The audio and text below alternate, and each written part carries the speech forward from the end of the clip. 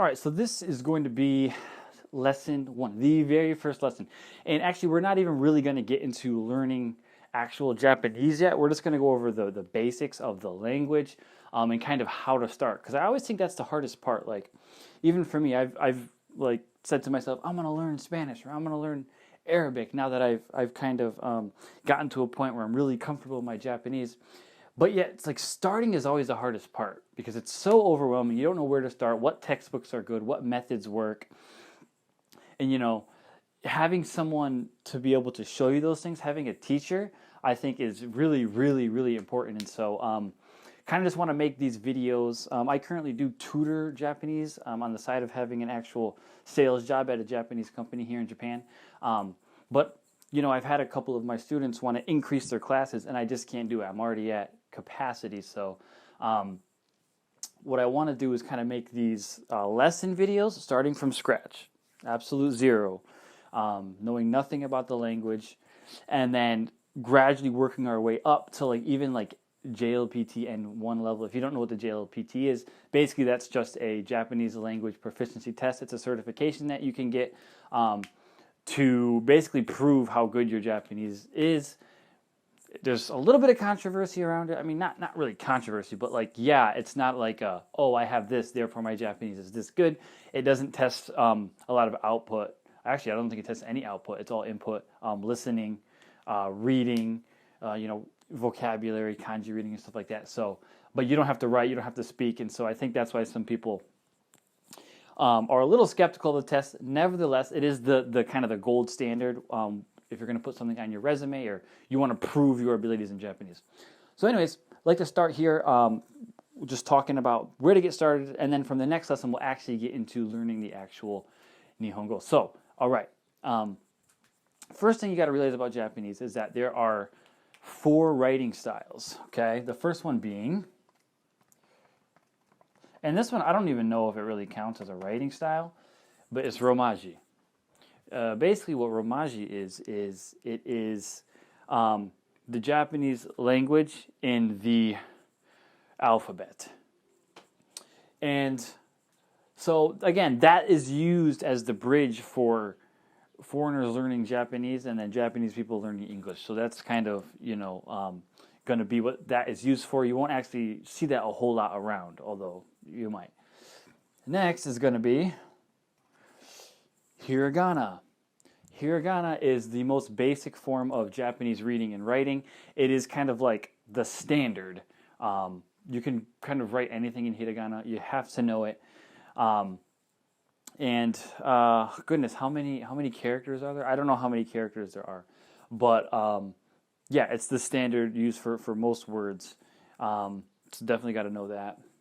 It'll be the first thing you learn. Like Romaji, you actually don't even have to learn Romaji because you already know the alphabet. Basically, this is going to be used for teaching you how to pronounce things, I think, more than anything. Then you have Hiragana. Then we have Katakana, which is basically just like Hiragana, except for it's used mainly for foreign words, gairaigo, words that come from outside of Japanese, words that have a foreign origin, and not all words, obviously, because, a lot of words in Chinese aren't written in katakana, because Japanese itself derives from Chinese for the most part, as far as the written language goes. So obviously it's not a one-for-one type thing, but especially if you think of a lot of Western words, like basketball, like basketball, right? That's going to be written in katakana. It's like hiragana in that what you see is what you say. And the last one is going to be kanji, and this is where a lot of people really start to hate Japanese, which I understand. Hold on, let me write this a little clearer for you guys. Kanji. And I understand why people don't like kanji, to be honest. It's hard. It's really hard. But the thing is about it is that once you get to a certain level, you will fall in love with it, and you will see how important it is. And it will really be the thing that launches your Japanese into a more advanced or even intermediate level, I'd say. And as I just said, with hiragana, what you see is what you get. So for Romaji, right? let's just take a word, sushi, for example, sushi. So you guys already can write and read this, sushi. This is Japanese, sushi, okay? Then if you write it in hiragana, it's going to be this guy, sushi, right? Now, what do I mean by what you see is what you get? Is it's phonetic. You have a su, this is pronounced su, and a shi, this is pronounced shi, sushi. Okay, and then if we're going to write it in katakana, sushi, sushi. Same thing. Obviously the characters are different, but what you see is what you get, sushi. Now the hard part, and I'll just be honest with you, I really don't know how to write kanji. But this is where it gets hard because unlike katakana or hiragana or even an alphabet, kanji, you just have to memorize the readings for them. And they could have multiple readings, and depending on what they're paired with, the reading might change and stuff like that. But so basically, kanji for sushi is going to be this guy. What is it? Is this right? Hold on, let me see if this is right. Kind of right. Right enough, I guess. Like I said,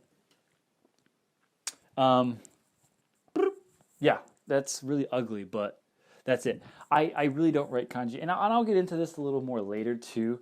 Writing is becoming more and more obsolete, like handwriting, because we have phones and we have computers and we can type, and it's a lot easier to, recognize something than it is to have to produce that, from your own brain. So, and also I'm really bad at English as well in terms of like spelling. I'm horrible at spelling. I don't know if I'm dyslexic or what, but I'm just kind of really bad at minute details. And so with kanji, if you don't really know the minute details, you can't write it. But so like you would read this as sushi, right? But this might also have a different reading, or this might have a different reading if it's paired with another word, or if you just see it by itself. It's kind of hard to explain for someone who's never started it, but just know that these are the characters. So these are going to be the most difficult. But definitely also the most useful as time goes by. Sushi. All right. So these are your 4 writing styles. We'll start with this guy, Romaji, to learn how to pronounce Japanese, and then we'll go to hiragana to learn how to read the basics. Kind of learn these around the same time, but definitely we're going to start with hiragana because mixing them is just going to be not good for the brain. So we'll start with hiragana, then go to katakana, and then sushi is a lifetime commitment. I said sushi. What the hell, dude? No, not sushi. Kanji, although if you really love sushi, I suppose it could be. Jiro dreams of sushi. But no, kanji is a lifetime commitment, and there's really no mastering it. There's thousands and thousands of kanji that even Japanese people don't know. It just, you want to know the ones that are used every day. I forget what the name of it is. There's a list of like the like couple thousand kanji that like you need to know to read a newspaper and stuff like that. And even to get there, it takes a long time. And I'm no kanji master, but I've got enough to have a comfortable, control and recognition when I'm out reading and stuff in the wild. So this is going to be slowly but surely. We'll do this over time. But if you don't know, really, I mean, honestly, we might not even be able to count this as Japanese. But if you don't know these two, hiragana and katakana, you're not going to know kanji. So we have to start here, and then we'll slowly introduce kanji. What else do I want to say? Grammatically, Japanese is very different. So the verb usually comes at the end. And we'll get into this more, obviously. I just want to kind of give you guys a breakdown. A lot of times in conversation, the subject is dropped out of a sentence, which makes Japanese really difficult. I think even for me now, when I read novels and stuff, it's hard because I'm like, wait, who is saying this? Like the main character or this person? It's like their name's not attached to it. There's no pronouns attached to it. How do I know who's saying this? But you kind of learn, and it's very context heavy. It's a very context heavy language. What else? Yeah, so we'll get into the rest a bit later. But so yeah, that's the basic thing about it. And here are the materials I think we should use. And if you could get these materials, I would definitely recommend if you want to come along on our lessons here. But this is what I would start with. Materials. All right, let's do it. So to start, we're going to use a book called Genki 1. Whoops, forgot the I. Genki 1. Genki 1 is going to be what we're going to use at first. Then we'll go on to Genki 2. Genki 2 will be the next book.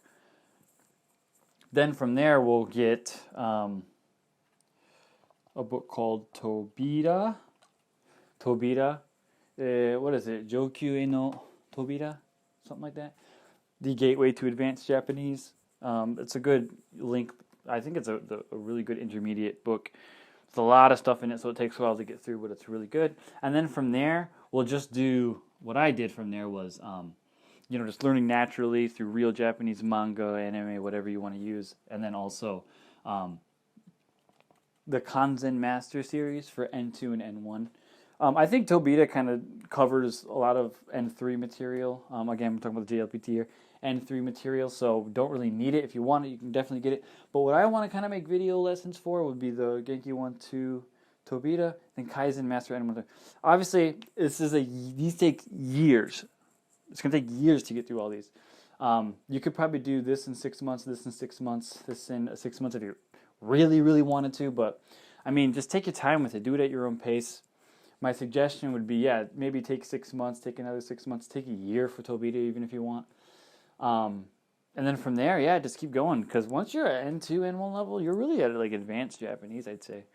Or at least, upper intermediate. So, that's what we'll be doing, guys. And if you want to come along for the ride, be super grateful. Don't forget to hit that like, subscribe button, and join on this adventure, this Japanese learning adventure if you're interested. All this is going to be 100% free to you. The lessons are going to be amazing. You're going to be like, wow, I can't believe this is free. This guy's so knowledgeable. And I'm like, well, it's been my life, especially during the lockdowns. All I did was study. So I have all this knowledge stored up in my head, and I really want to help share that and get that out for anyone who might be struggling or just, interested in learning. So, but also make sure to share this video with anyone that's interested. Because, knowledge is not meant to be hoarded. Let's share it. Let's share it with the world. Anyways, we'll see you guys at the first lesson next time. Peace.